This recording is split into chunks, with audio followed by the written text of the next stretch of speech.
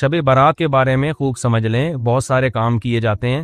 اس رات کے بارے میں یہ کہا جاتا ہے عبادت کی فضیلت ہے، ایک بات یہ ہو گئی۔ دوسری بات یہ بتائی جاتی ہے کہ اس رات قبرستان جانا چاہیے۔ تیسری بات یہ بتائی جاتی ہے اس رات تقدیر کے فیصلے ہوتے ہیں۔ چوتھی بات یہ بتائی جاتی ہے اس رات قرآن نازل ہوا ہے۔ پانچویں بات یہ بتائی جاتی ہے کہ اس رات میں پٹاخے وٹاخے، یا چھٹی یہ کہ نہانا دھونا چاہیے۔ ساتویں یہ کہ کوئی میٹھا بیٹھا کھانا چاہیے، کھلانا چاہیے، برکت ہوتی ہے رزق میں۔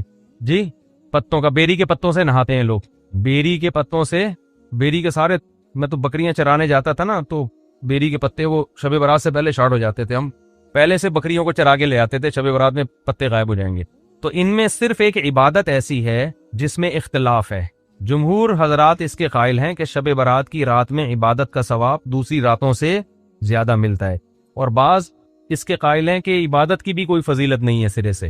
دونوں کے دلائل ہیں۔ میں نے اس بارے میں آڈیو بیان ایک ریکارڈ کروایا ہے، آپ گوگل پہ سرچ کر سکتے ہیں، شب برات مفتی طارق مسعود شب برات کے دلائل، آڈیو بیان ہے۔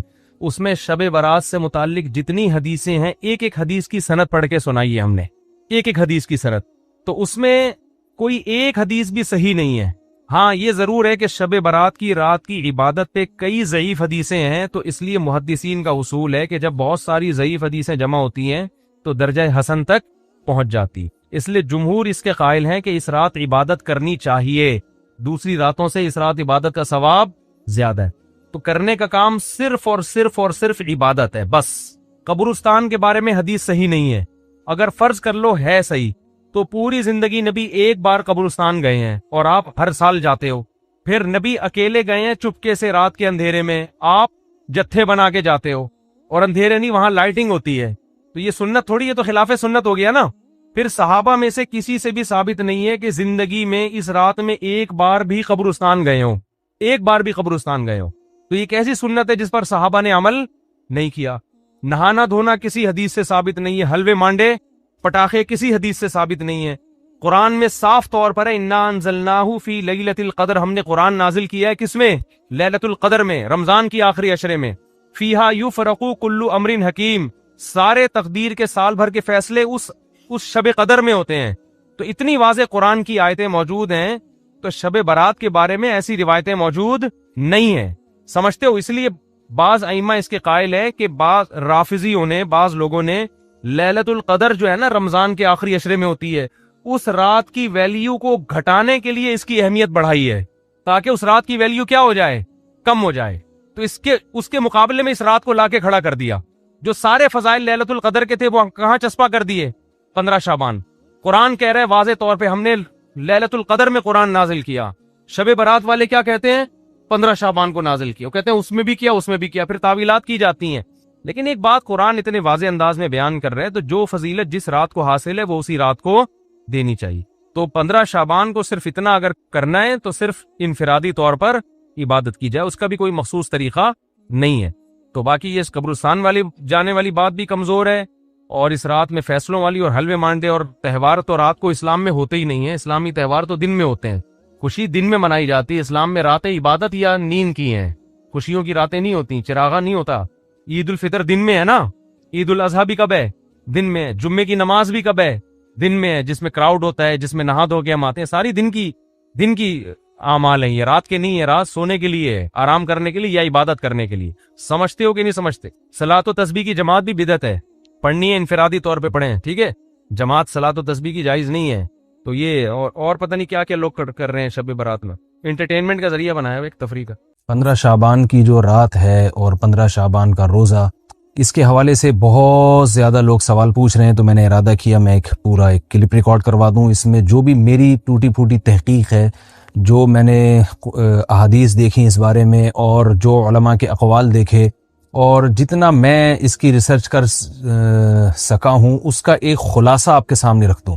اگر میں وہ تمام احادیث آپ کو پڑھ کے سناؤں، پھر ایک ایک کی سند پڑھوں، پھر ایک ایک کی سند پہ بحث کروں، تو وہ بات بہت ہو جائے گی لمبی، اور کلپ بہت طویل ہو جائے گا۔ تو ایک خلاصے کے طور پر پوری جو ایک تحقیق ہے وہ میں آپ کے سامنے رکھنا چاہتا ہوں۔ تو 15 شعبان کی جو رات ہے، جس کو شب برات کہا جاتا ہے، اس کا نام شب برات کسی بھی حدیث سے ثابت نہیں ہے، اس لیے عرب اس کو اکثر لیلۃ النصف من شعبان کہتے ہیں، کہ شعبان کے جو نصف ہے اس کی رات۔ خیر، اس کا نام شب برات ہو، اگر اس وجہ سے برات کے اس میں اللہ تعالیٰ کہا جاتا ہے کہ جہنم سے بری کر دیتے ہیں، تو اس وجہ سے کسی نے نام دے دیا ہو تو ایک الگ بات ہے، لیکن اس رات میں ہوتا کیا کیا ہے، لوگ کیا کیا کر رہے ہیں، اس کی کیا شرعی حیثیت ہے، تو میں نمبر وار انشاءاللہ اس کو تفصیل سے بیان کروں گا۔ کچھ چیزیں تو ایسی ہیں جو بالکل ہی غیر ثابت ہیں، ان میں اس رات میں مٹھائی، حلوہ یا مختلف قسم کے حلوے پکا کے لوگوں میں بانٹنا، اور اس رات میں نہا دھو کے تیار ہونا، یہ اچھے کپڑے پہننا، ان دو چیزوں کو پہلے میں انشاءاللہ بیان کروں گا۔ دیکھیے، اسلام میں راتوں کے تہوار کا کوئی تصور نہیں ہے۔ اسلام میں جتنے بھی تہوار ہیں وہ دن کی روشنی میں ہیں۔ عید الفطر، عید الاضحیٰ، یہ ہمارے دو تہوار ہیں جس میں ہم سیلیبریٹ کرتے ہیں ایک دوسرے کو، یہ دن کی روشنی میں ہمیں بتائے گئے ہیں۔ غیر مسلموں کے تہوار رات کو ہوتے ہیں، جیسے عیسائیوں کے تہوار کرسمس آپ دیکھیں رات کو ہوتا ہے۔ تو اس کی وجہ یہ ہے کہ اسلام نے دن کی روشنی میں تہوار رکھے ہیں۔ بہت ساری حکمتیں اس میں ہو سکتی ہیں، پوری حکمتیں تو ہم نہیں جانتے، لیکن کچھ سرسری غور سے کچھ حکمتیں ہمارے سامنے آتی ہیں کہ رات کا وقت ایسی چیز ہے جو اللہ نے عبادت کے لیے بنایا یا آرام کرنے کے لیے، سونے کے لیے بنایا۔ رات میں اگر آپ سیلیبریٹ کریں گے کسی بھی عمل، یعنی کوئی خوشی منائیں گے، تو اس میں انسان کی گناہوں کی طرف توجہ زیادہ جاتی ہے۔ جیسے آپ دیکھیں کرسمس میں شرابیں پی جاتی ہیں، اور جو بھی غیر مسلموں کے تہوار ہیں اس میں بھی چراغاں ہوتا ہے رات کے وقت۔ تو جبکہ ہمارے ہاں جو عید الفطر ہے وہ دن کی روشنی میں ہم نماز پڑھ کے اس کی ابتدا کرتے ہیں۔ تو آپ کہہ سکتے ہیں کہ شب برات کو کوئی تہوار تو نہیں مانتا، تو دیکھیں تہوار زبان سے ماننا ضروری نہیں ہے، آپ اپنے عمل سے جب کوئی ایسا کام کرتے ہیں جو تہواروں میں کیا جاتا ہے تو اس کا مطلب یہ ہوا کہ آپ اس کو تہوار مان رہے ہیں، یعنی آپ اس کو ایک خوشی کا دن مان رہے ہیں۔ تو نہانا دھونا یا کھانے پکا کے لوگوں میں تقسیم کرنا یا خود کھانا، اور خاص طور پہ حلوہ یعنی میٹھا، یہ چیزیں تہواروں کے موقع پر ہوتی ہیں۔ جیسے ہم عید الفطر والے دن صبح سوئیاں بناتے ہیں، میٹھا بناتے ہیں، کھاتے ہیں، لوگوں کو کھلاتے ہیں، نہاتے ہیں، اچھے کپڑے پہنتے ہیں۔ جمعے والے دن بھی، جمعے میں بھی عید کا عنصر ہے حدیث میں، اس کو بھی عید قرار دیا، اس دن بھی ہم نہا دھو کے کپڑے پہنتے ہیں۔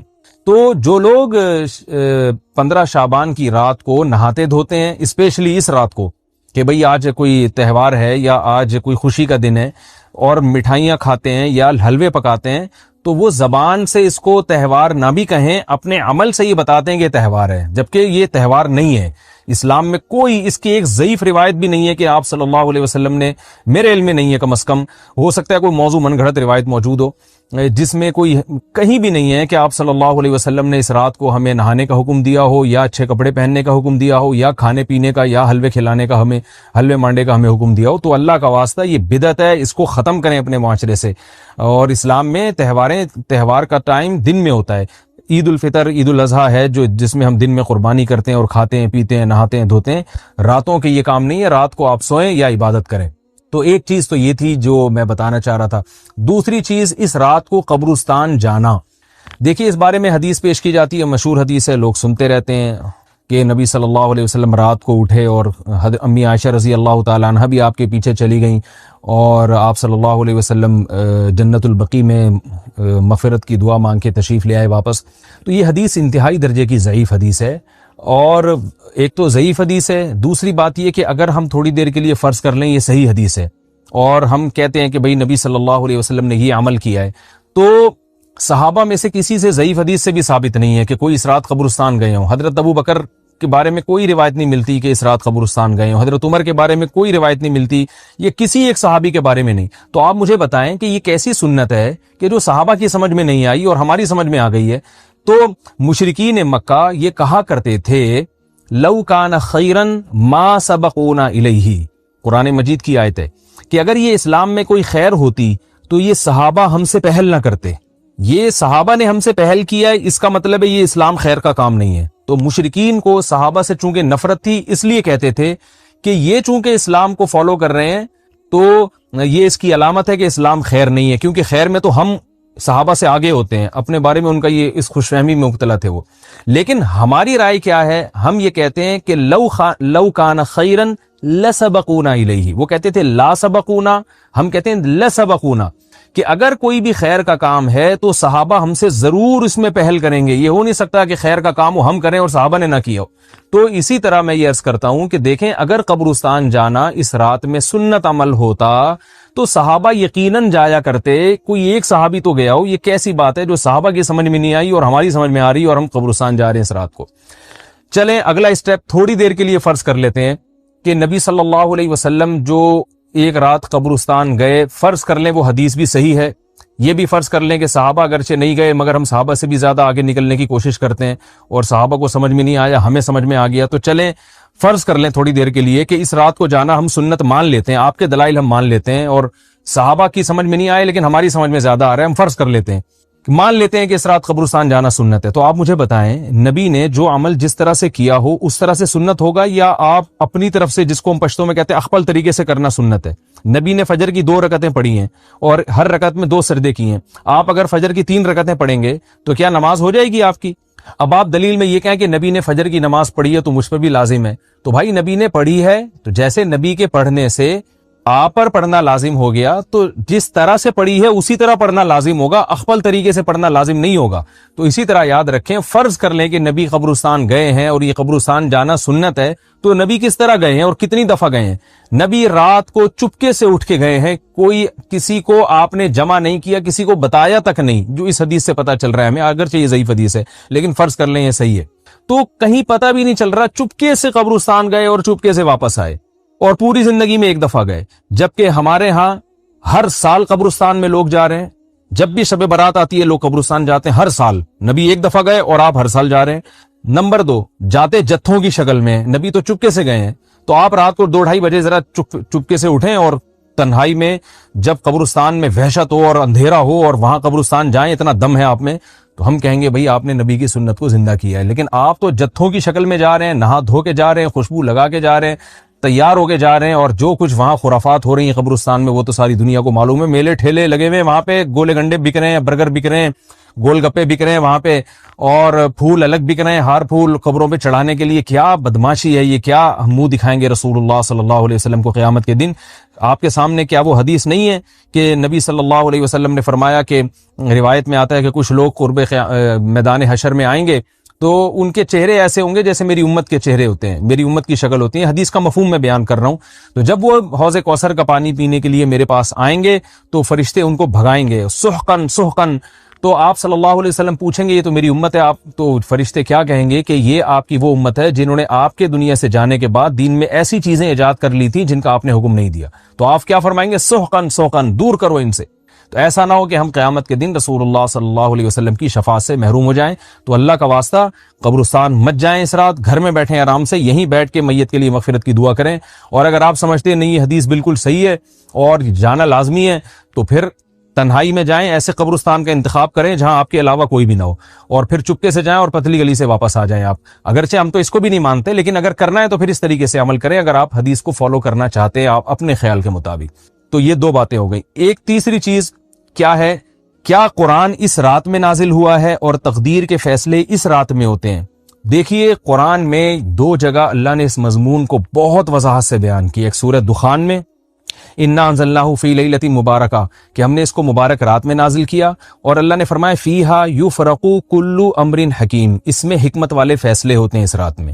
دوسری جگہ 30ویں پارے میں سورہ قدر میں اللہ نے فرمایا انا انزلناہ فی لیلۃ القدر، ہم نے اس قرآن کو لیلۃ القدر میں نازل کیا، اور اس میں بھی اللہ نے فرمایا تنزل الملائکۃ فیہا کہ فرشتے اس رات میں اترتے ہیں باذن ربہم من کل امر، تمام قسم کے معاملات لے کے۔ تو یہاں بھی اللہ بتا رہے ہیں کہ جو 1 سال کے فیصلے جس رات میں ہوتے ہیں اور فرشتوں کے حوالے کیے جاتے ہیں وہ رات اور قرآن کے نازل ہونے والی رات ایک ہی ہے، یہ الگ الگ راتیں نہیں ہیں۔ اور سورہ قدر میں اللہ نے فرما دیا واضح لفظوں میں کہ وہ لیلۃ القدر کی رات ہے۔ تو اتنی وضاحت کے بعد پھر یہ کہنا کہ اس رات میں قرآن نازل ہوا تھا جبکہ اس کے بارے میں کوئی صحیح حدیث موجود بھی نہیں ہے، ضعیف یا موضوع روایتیں ہیں، تو یہ بالکل قرآن پر میں سمجھتا ہوں کہ یہ ٹھیک نہیں ہے، بالکل دلیل کے لحاظ سے یہ کمزور بات ہے۔ اگرچہ بعض علماء اس طرف گئے ہیں اور انہوں نے تعویل کی ہے، انہوں نے یہ تعویل کی ہے کہ قرآن جو ہے آسمان دنیا پہ آیا لیلۃ القدر میں، اور وہاں سے جو نیچے نزول شروع ہوا ہے وہ شب برات میں ہوا ہے، لیکن یہ تعویل عقل سے بعید ہے اور اس تعویل کی ہمیں ضرورت بھی نہیں ہے۔ 2 صحیح حدیثیں ٹکرا رہی ہوں یا قرآن کی آیت کسی ایسی متواتر حدیث سے ٹکرا رہی ہو تو پھر تو وہاں ہمیں تطبیق دینے کی ضرورت پیش آتی ہے، جب قرآن کے مقابلے میں کوئی حدیث ہی نہیں ہے، صحیح حدیث بھی نہیں ہے۔ حالانکہ قرآن کے مقابلے میں تو فقہا کہتے ہیں کہ اگر صحیح حدیث بھی ہو، متواتر نہ ہو، صحیح حدیث بھی ہو تو وہ بھی ظنی ہوتی ہے، تو اس حدیث کو رد کیا جائے گا، قرآن میں تعویل نہیں کی جائے گی۔ لیکن یہاں تو صحیح حدیث بھی نہیں ہے، یہاں تو ایک ضعیف روایت ہے، ضعیف اقوال ہیں، آپ اس کو کیسے قرآن کے مقابلے میں لا سکتے ہیں؟ تو جو بالکل بے غبار بات ہے وہ یہی ہے کہ اللہ تعالیٰ نے قرآن مجید کو لیلۃ القدر میں نازل کیا، جو رمضان کے آخری عشرے میں ہوتی ہے، اور اسی لیلۃ القدر میں فیصلے بھی ہوتے ہیں۔ اور بعض لوگ کہتے ہیں اس میں حرج کیا ہے کہ ہم 15 شعبان کو بھی فرض کر لیں، اس میں قرآن نازل ہوا اور لیلۃ القدر میں بھی، بھائی اس سے لیلۃ القدر کی ویلیو کم ہوتی ہے۔ اللہ تو لیلۃ القدر کی ویلیو بڑھا رہے ہیں کہ یہ ایسی رات ہے جس میں 1 سال کے فیصلے بھی کر دیے جاتے ہیں، اور اس میں قرآن مجید کا نزول بھی شروع ہوا۔ تو جس رات کو اللہ نے جو پروٹوکول دیا ہے وہی پروٹوکول اس کو دینا چاہیے، آپ اس کو کسی اور رات کو نہ دیں وہ پروٹوکول۔ تو یہ تیسرا مسئلہ ہوا۔ پہلا مسئلہ حلوے مانڈے کا اور نہانے دھونے کا، وہ بھی غلط ہے۔ دوسرا مسئلہ قبرستان جانے کا، وہ بھی ٹھیک نہیں ہے۔ تیسرا مسئلہ کہ اس رات میں قرآن نازل ہوا اور فیصلے ہوتے ہیں، یہ تیسری بات بھی غلط ہے۔ نہ تو اس رات میں قرآن نازل ہوا اور نہ اس رات میں فیصلے ہوتے ہیں۔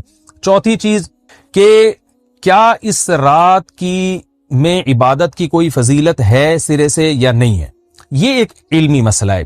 تو اس بارے میں خوب اچھی طرح سمجھ لیں کہ اس بارے میں جتنی بھی احادیث ہیں جو اس رات کی فضیلت کے بارے میں ہے کہ بنو کلب کی بکریوں کے برابر مغفرت ہوتی ہے اور بکریوں کے بالوں کے برابر، اور یا جو بھی اس بارے میں روایات ہیں کہ سب کی بخشش ہو جاتی ہے سوائے اس شخص کے جو کسی کے دل میں کینہ رکھتا ہے، تو یہ جتنی اس رات کی فضیلت میں احادیث ہیں، تو ایک بات تو خوب اچھی طرح سمجھ لیں، اس پر تمام محدثین کا، جہاں تک میں نے دیکھا ہے، تمام محدثین کا اتفاق ہے کہ اس کی فضیلت میں صحیح حدیث ایک بھی نہیں ہے۔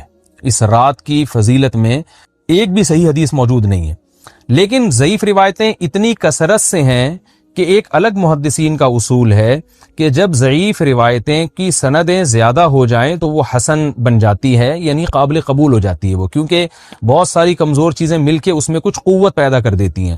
تو اب جن علماء نے احادیث کے ضعف کی طرف دیکھا کہ ایک بھی صحیح روایت نہیں ہے، انہوں نے اس رات کا بالکلیہ انکار کر دیا کہ اس رات کی سرے سے کوئی فضیلت نہیں ہے۔ لیکن جن علماء نے اصول حدیث کی طرف دیکھا اور فقہ کے ایک اصول کی طرف دیکھا کہ کثرت روایات درجہ حسن تک پہنچ جاتی ہیں، ضعیف روایات، تو انہوں نے کہا کہ بالکل اس رات کی فضیلت کا انکار ہی سرے سے کر دینا یہ غلط ہے۔ تو جمہور اس طرف گئے ہیں کہ اس رات کی فضیلت کا بالکلیہ انکار کر دینا یا اس کی عبادت کی فضیلت کا بالکلیہ انکار کر دینا یہ ٹھیک نہیں ہے۔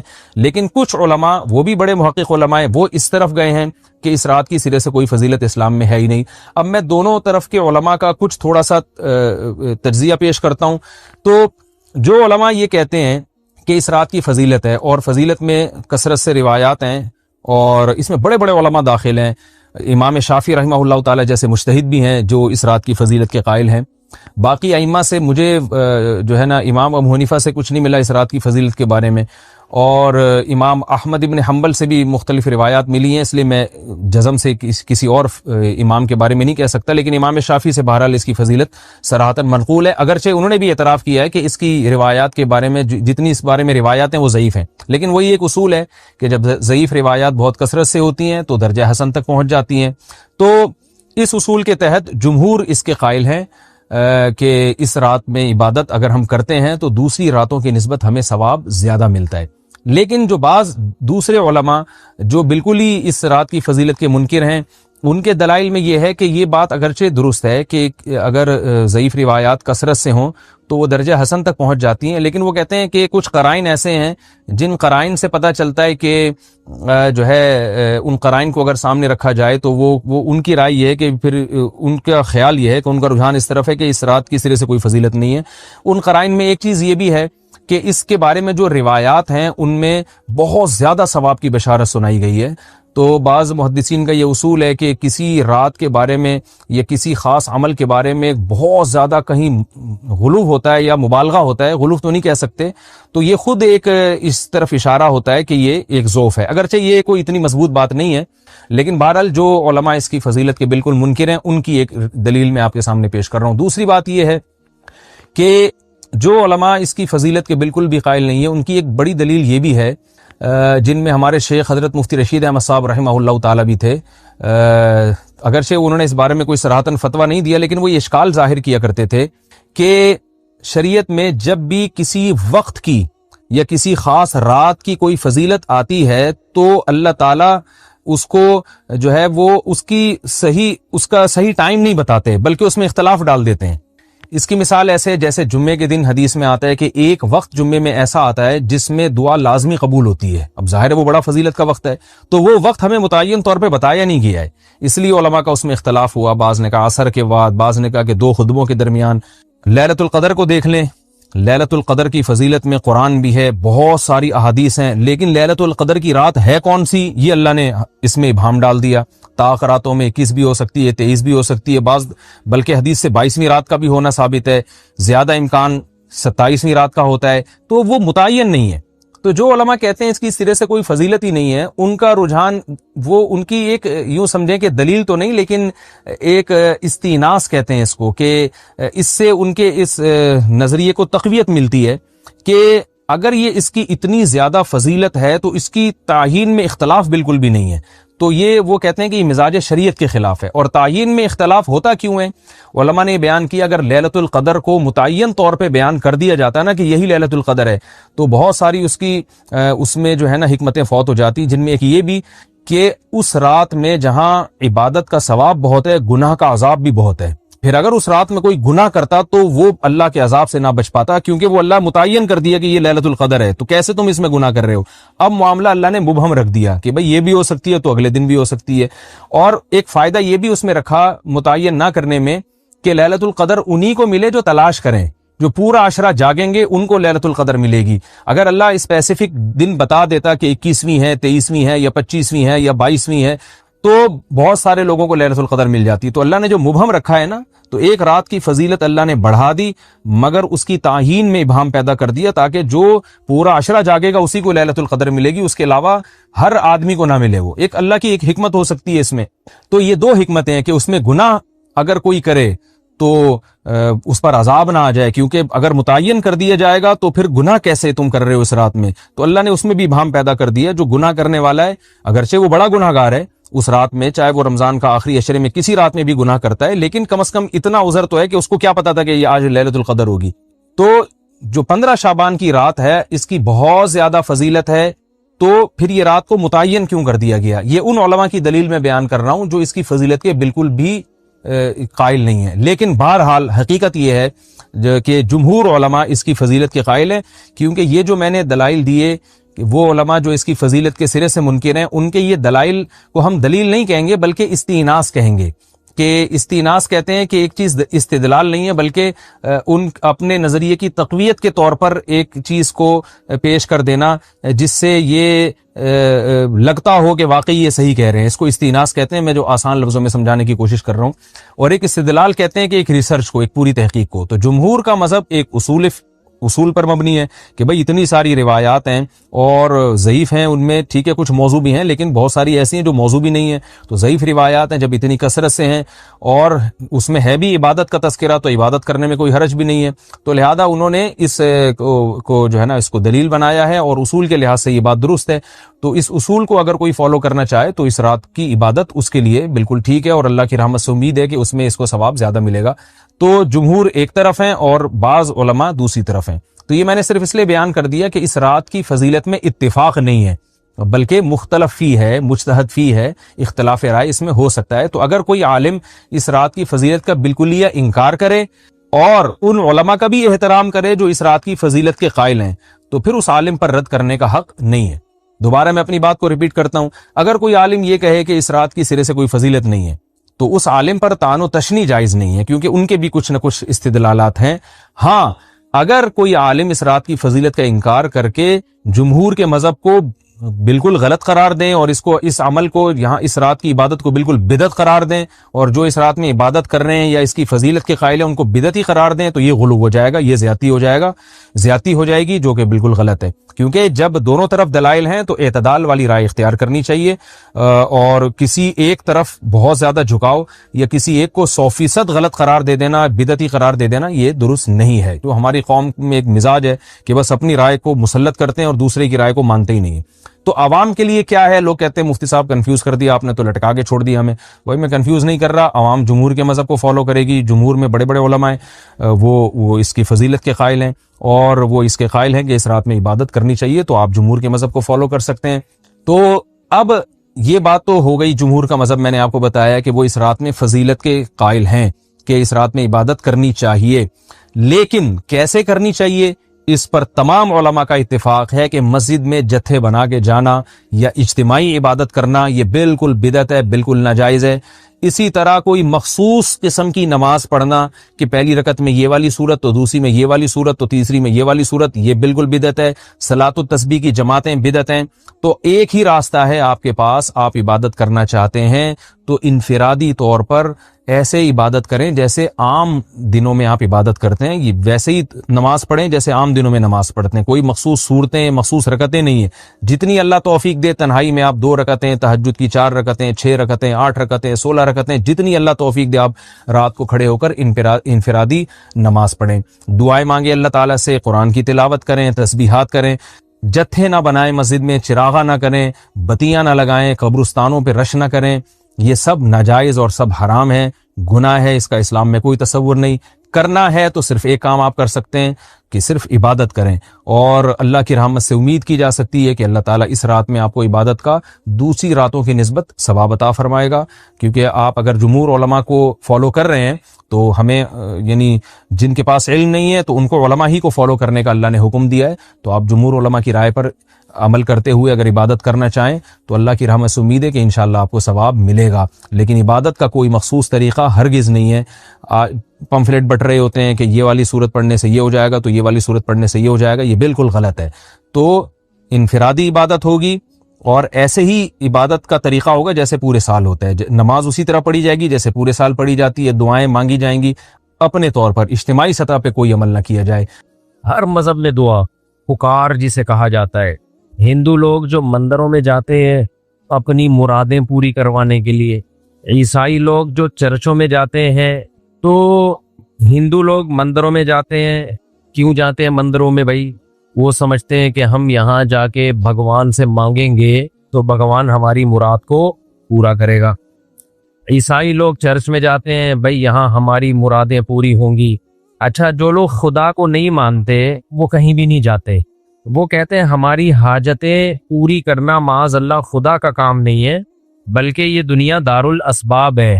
آپ کی کوئی حاجت ہے تو آپ بجائے خدا سے، اللہ سے، بھگوان سے، عیسیٰ ابن مریم سے، کسی سے مانگنے کے بجائے سیدھا سیدھا آپ لاجک اختیار کریں، اسباب اختیار کریں، آپ کا کام ہو جائے گا. اس کے لیے دعا مانگنا، پکارنا، خدا کو پکارنا، اس کی بالکل بھی ضرورت نہیں ہے. مثال کے طور پر آپ کا مائک خراب ہے تو آپ اللہ سے دعا نہ مانگیں، آپ ان لوگوں سے بولے اس کو ٹھیک کر دو تو ٹھیک ہو جائے گا. وہ سمجھ رہے؟ وہ کہتے ہیں دنیا دار الاسباب ہے، نہ مندر جانے کی ضرورت، نہ مسجد جانے کی ضرورت، نہ مزار جانے کی ضرورت. کام پورا کرنا ہے تو مزار کے بجائے بازار جاؤ. آپ کو کوئی چیز خریدنی ہے بازار چلے جاؤ. کوئی بیماری ہے ڈاکٹر کے پاس جاؤ. ٹینشن ہے تو اس ٹینشن کے اسباب دیکھو. بھائی کیا سبب ہے کہ آپ کی ٹینشن دور نہیں ہو رہی؟ وہ ٹینشن دور کرنے کی کوشش کرو، پھر بھی نہیں ہو رہی تو اس کا مطلب دماغ کا کوئی کیمیکل آگے پیچھے ہو گیا ہے. تو کسی اچھے سے سائیکیٹرسٹ کو دکھاؤ. کہہ رہے دیکھو ہم جو کام کرتے ہیں تو کام کرنے سے کام ہوتا ہے، کام نہیں کرنے سے کام نہیں ہوتا.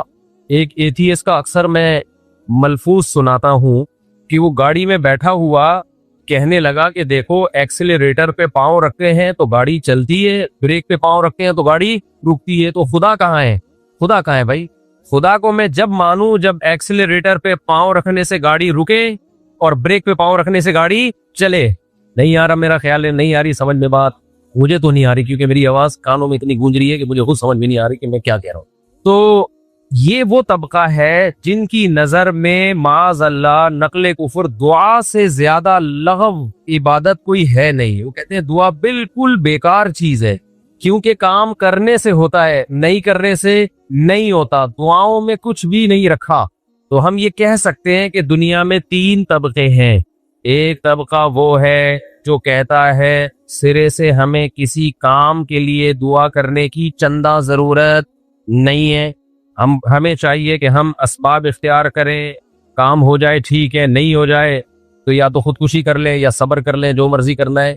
دوسرا طبقہ یہ ہے جو کہتا ہے بھائی ہمیں دعا کی ضرورت ہے، لیکن کس سے دعا مانگیں وہ ہمیں اس بارے میں گائیڈ نہیں کرتے۔ کوئی کہتا ہے مزاروں پہ جا کے مزار والوں سے مانگو، کوئی کہتا ہے مندروں میں جا کے بتوں سے مانگو، کوئی کہتا ہے عیسیٰ اللہ کے بیٹے ہیں، معاذ اللہ نقل کفر نباشت، عیسیٰ ابن مریم سے مانگو، کوئی کیا کہتا ہے، کوئی کہتا ہے تعویذ گنڈے باندھو تو سارے کام ہو جائیں گے۔ حالانکہ جس نے جو تعویذ گنڈے دے رہا ہے اس کے اپنے سارے کام نہیں ہو رہے، تبھی تو وہ تعویذ گنڈوں کا بزنس کر رہا ہے۔ اگر اس کے کام ہو رہے ہوتے تو تعویذ گنڈوں کا کام کر رہا ہوتا، وہ بولتے کیوں نہیں بھائی؟ اگر اس کے کام ہو رہے ہوتے تو وہ یہ والا کام کر رہا ہوتا۔ اس کی مثال ایسے ہے، یوٹیوب پہ آپ کو پیسہ کمانے کے طریقے بتا رہے ہوتے ہیں، وہ اسی لیے بتا رہا ہوتا ہے کہ اس کے پاس پیسہ کمانے کا کوئی طریقہ، آپ لوگ جملہ کمپلیٹ کر لیا کرو میرے بھائی، وہ یوٹیوب پہ آپ کو پیسے کمانے کا طریقہ کیوں بتا رہا ہے؟ اس کے پاس وہ پیسہ کمانے کا طریقہ نہیں ہے، ورنہ وہ کمانے کا طریقہ اختیار کر رہا ہوتا ہے نا، کمانے کے طریقے تھوڑی بتا رہا ہوتا آپ کو، کچھ صحیح بھی ہوتے ہیں اس میں۔ تو اس لیے جس کا اپنا کوئی کام نہ بن رہا ہو وہ روحانی علاج کرنا شروع کر دیتا ہے، کیونکہ اس کے اپنے کوئی کام ہو نہیں رہا ہوتا، تو اس نے کہا چلو لوگوں کے کام بنانا شروع کر دو، تو یہی ایک کام ہے ہمارا، یہی جاب ہے ہماری۔ تو دنیا میں 3 طبقے ہیں، ایک طبقہ جو کہتا ہے دعاؤں میں کچھ نہیں رکھا، سب کچھ کس سے ہوتا ہے؟ اسباب سے۔ دوسرا طبقہ وہ یہ کہتا ہے دعاؤں سے سب کچھ ہوتا ہے، لیکن دعا کس سے مانگی جائے، کب مانگی جائے، کیا مانگا جائے، ان کے پاس اس بارے میں گائیڈنس نہیں ہے۔ وہ مندروں میں جاتے ہیں، بتوں کو پکارتے ہیں، عیسیٰ ابن مریم کو پکارتے ہیں، مزاروں کو پکارتے ہیں۔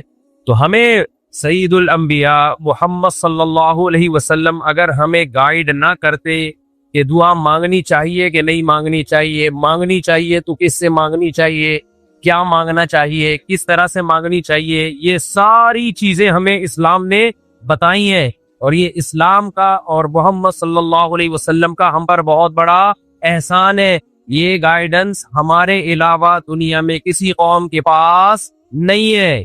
پہلی بات تو یہ دعا ضروری کیوں ہے؟ یہ جو لوگ کہتے ہیں نا دعا کی ضرورت نہیں ہے، یہ کہتے ہیں دنیا سب کچھ اسباب سے چلتی ہے، یہ نظریہ ہی غلط ہے۔ اگر دنیا اسباب سے چل رہی ہوتی تو سوال پیدا ہوتا ہے میرے بھائی، جب کائنات نہیں تھی، دنیا نہیں تھی، تو کون سا سبب تھا جس سے دنیا وجود میں آ گئی؟ دنیا کی تو ابتدا ہی بغیر کسی لاجک اور بغیر کسی سبب کے ہوئی ہے، اس کے تو خمیر میں یہ چیز شامل ہے۔ سمجھ میں آ رہی ہے بات؟ بھائی اگر ہر کچھ سب کچھ سبب سے ہی ہو رہا ہے تو پہلا ذرہ پیدا کیسے ہوا؟ وہ کلمہ کن کی طاقت سے ہوا کہ نہیں ہوا؟ یہ کلمہ کن کی طاقت کس کے پاس ہے؟ اللہ کے پاس۔ اس سے پتہ چلتا ہے میرے بھائی دنیا اسباب سے جڑی ہوئی ہے، مگر جوڑنے والا کون ہے؟ اللہ۔ تو اللہ مسبب الاسباب ہے۔ جب اسباب سے کام نہیں چلے گا تو کلمہ کن کی طاقت والے سے کانٹیکٹ کیا جائے گا۔ سمجھتے ہو کہ نہیں سمجھتے؟ دیکھو کوئی کام آپ سے نہ ہو رہا ہو تو آپ کہتے ہیں بھائی یہ میرے دائرہ کار میں ہی نہیں آتا، تو آپ اوپر رابطہ کرتے ہو نا، یہ جس کے دائرہ کار میں آتا ہے ان سے رابطہ کیا جائے۔ رشتے کی مثال لے لیتے ہیں، لوگ مجھے فون کر کے کہتے ہیں میں فلاں جگہ شادی کرنا چاہتا ہوں، وہ مان نہیں رہے، تو میں جواب میں کہتا ہوں میں لڑکی کا ابا نہیں ہوں، یہ رشتہ میرے دائرہ کار میں نہیں آتا، تو مجھے کیوں فون کر کے کہہ رہا ہے کہ فلاں جگہ میری شادی کرا دو؟ یہ کنٹرول کس کے پاس ہے بھائی؟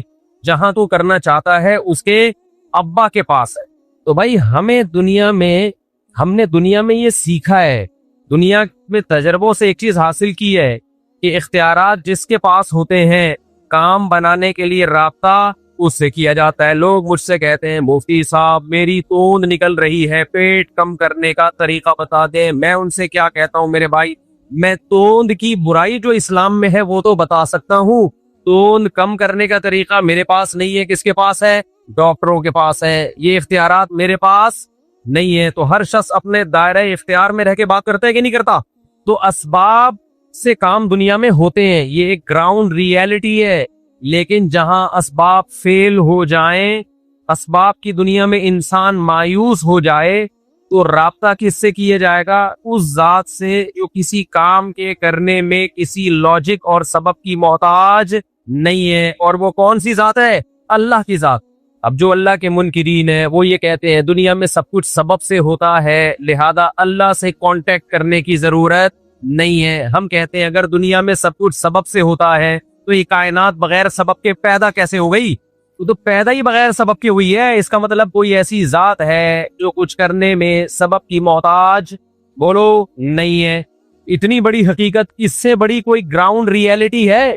لوگ کہتے نہیں ہے مولانا، لوگ گراؤنڈ ریئلٹی کو سامنے رکھ کے فیصلے نہیں کرتے، ادھر ادھر کی پھینکتے رہتے ہیں.